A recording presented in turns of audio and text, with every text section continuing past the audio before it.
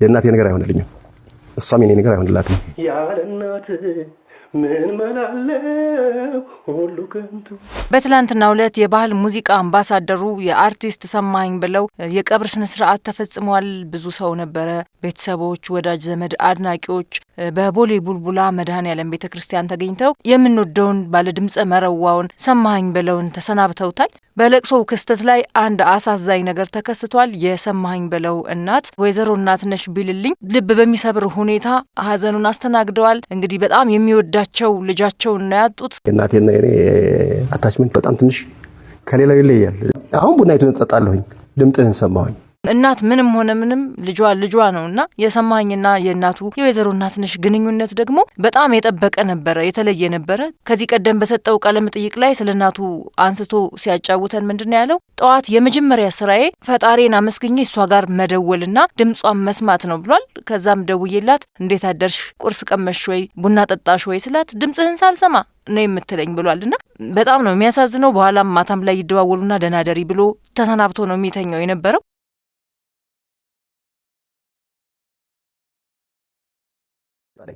ብሌን ደግሞ ያመልጠኝ ነው እና እናት አለም አልኳት። አቤት ልጅ አለም አለች። በቃ ምንም አልቻልኩም፣ መምጣት አልቻልኩኝም። አሁን በጓደኞች ጋር ልሄድ ነው ወደ አዲስ አበባ። እንዲህ በስስት የሚያዩትን ድምጹን ለመስማት የሚጓጉለትን ልጃቸውን ነው ክፉ ሞት የነጠቃቸው። በጣም ያሳዝናል። ለቅሶ ላይ የነበሩ ሰዎች ስለ እናቱ ስለ ወይዘሮ እናትነሽ አለቃቀስ እንዴት አንጀት ይበሉ እንደነበረ ሲያወሩ ሰምቻለሁኝ። በጣም ነው የሚያሳዝነው። እኔ እያለሁኝ ልጄ ምን ነው እኔን እያሉ ሲያለቅሱ ነበረ። ህዝቡን ሲያስለቅሱት ነበረ። በጣም ነው የሚያሳዝኑት። እውነት ነው። ልጅ ጧሪ ቀባሪ ሲሆን ነው እንጂ የልጅን መርዶ የልጅን ሞት እናት ቁጭ ብላ ወይም አባት ቁጭ ብሎ ሲያይ በጣም ያሳዝናል። ሁሉም እኔን ያስቀድመኝ ነው የሚለው ነገር ግን እውነታውን ካየ ነው እናቱ የአባት ቢቀድሙ ይሻላል። ልጅን መቅበር ለእናት ልጄ በጣም ከባድ ነው። እናቴ ይሻላል። ያው ማይሻል ቢሆንም ግን ይሻላል ከልጄ። የሰማኸኝ በለው እናት ወይዘሮ እናትነሽም አስደንጋጭ የሆነ ሀዘን ነው የገጠማቸው።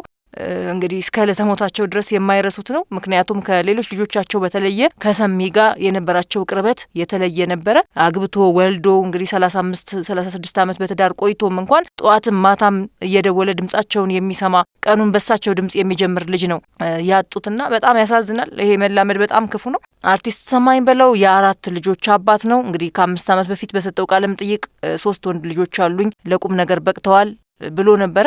ከዛ በኋላ እንግዲህ አንድ ልጅ ወልደው መሰለኝ አላቅም፣ ብቻ 4 ልጅ እንዳለው ከታማኝ የሆኑ መረጃ ምንጮች ማግኘት ችያለሁኝ። በተዳሩ ታማኝ ጨዋ የነበረ ሰው ነው። ሲጫወት አፍ የማያስከድን ሰው ነው። አሟሟቱስ ምን ይመስላል ካልን አሟሟቱ ይጣራልን፣ ይመርመርልን፣ ማብራሪያ እንጠይቃለን የሚሉ ወዳጆቹና አድናቂዎቹን አንዳንድ ቦታ ላይ አስተውያለሁኝ። አርቲስት ሰማኸኝ በለው ባለፉት ጥቂት ወራት ውስጥ ወደ አንድ የሕክምና ድርጅት ሄዶ የክብደት መቀነስ ሕክምና በመከታተል ላይ እንደሆነና በ7 ሳምንት ውስጥ 10 ኪሎ እንደቀነሰ ቪዲዮ አይቻለሁ። እንግዲህ በ7 ሳምንት ሕክምና 10 ኪሎ ቀንሻለሁኝ። ሕክምናውን እየተከታተልኩ ነው። እጅግ በጣም አመሰግናለሁኝ። ተመልካቾቼ ጥረቴን አበረታቱኝ። በደስታ ሆኖ የሚናገርበት ማስታወቂያም እየሰራ ቪዲዮ አይቻለሁኝ። ጥርሱን ራሱ በቅርብ ነበር ያሰራውና ያው ሰው እኖራለሁ ነው እንጂ ሞታለሁ የሚል ሰው የለም።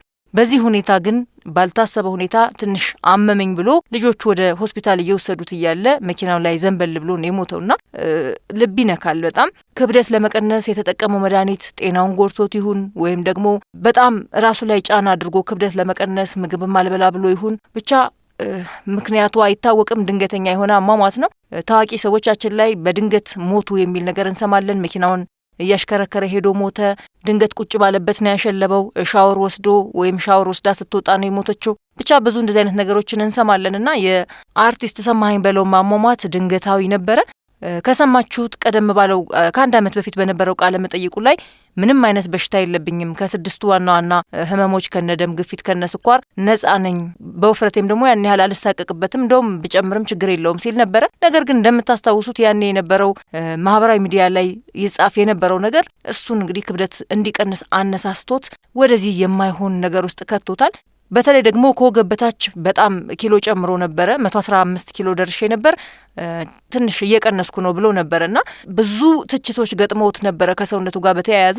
እንግዲህ ያው አለመሰልጠናችን ምን ላይ ማውራት እንዳለብን ምን ላይ ዝም ማለት እንዳለብን ስለማናውቅ ነው እንጂ የሰውነት ሁኔታን እያየን ቦዲ ሼሚንግ ወይም ደግሞ በሰውነት አካላቸው ማሸማቀቅ ልክ ያልሆነ ተግባር ነው። ሰውየው ራሱን እስካልረበሸው ድረስ በዚህ ልክ ጭንቀት ውስጥ እስኪገባ ድረስ መጫን አልነበረብንም ነበረ። ከሚዲያ ተሰውሮ በነበረበት ጊዜ ምንም ስለሱ የሚባል ነገር አልነበረም። ነገር ግን ያው ስራ መስራት አለበትና አንድ መድረክ ላይ ታይቶ ነው ውፍረቱ በቲክቶክ በሜም ምናምን እየተሰራበት መነጋገሪያ የነበረው።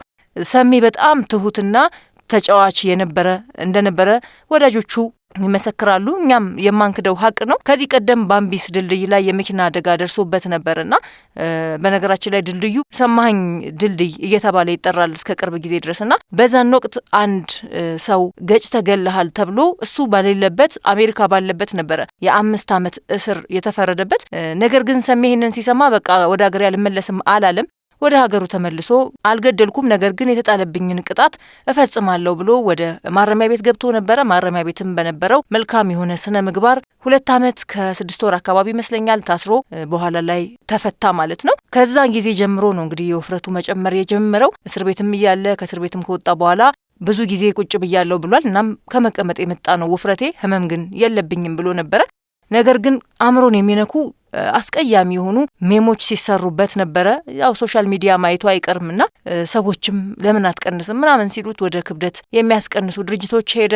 በ7 ሳምንታትም 10 ኪሎ ቀነሰ። ደስተኛ ሆኖ እየተፈለቀለቀ ነበረ ቪዲዮ ላይ ያየ ነው። ነገር ግን በሚያሳዝን ሁኔታ ህልፈቱን ሰምተናል። በድንገት በጣም ያሳዝናል። የእናቱም ሁኔታ እኔ ሲያስለቅሰኝ ነበረ። በተለይ ደግሞ እንደሰማኸኝ ያለ አስታዋሽ ደዋይ ጠያቂን ልጅ እናት ስታጣ ምን አይነት ስሜት ውስጥ እንደምትገባ ከዚህ በኋላ ያለው ቀሪ እድሜያቸው ራሱ በሀዘን ነው የሚያልቀው። የታወቀ ነው። ብዙ ጊዜ ያጋጥማል እንዲህ አይነት ነገርና ወላጆች ልጆቻቸውን ከቀበሩ በኋላ ስብርብር ብለው እናያቸዋለን። አብዛኞቹ እንደውም ብዙም እድሜ አይኖራቸውም። በሀዘን ብዛት ተኮራምተው ልጆቻቸው ካረፉ ከጥቂት ዓመታት ወይም ሳምንታት ወይም ወራት በኋላ ሲሞቱ እናያለን። እንደውም አንዲት ሴት ካስታውሳችሁ ምናልባት ሶሻል ሚዲያ ላይ አንዲት ልጅ ብቻ የነበረቻትና እሷ በ12 ነው ምናምን ሞታ ልጇ ማለት ነው በድንገተኛ ነው የሞተችው።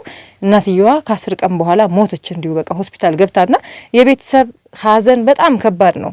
እንዳልኳችሁ በጣም የሚቀርብ ልጅ ደግሞ አለ ሁሉ ነገራችሁ የሆነ እሱ ካልደውልላችሁ ስልካቸው የማይጠራ ወላጆች አሉና እሱን ሰው በሞት መነጠቅ በጣም ከባድ ነው።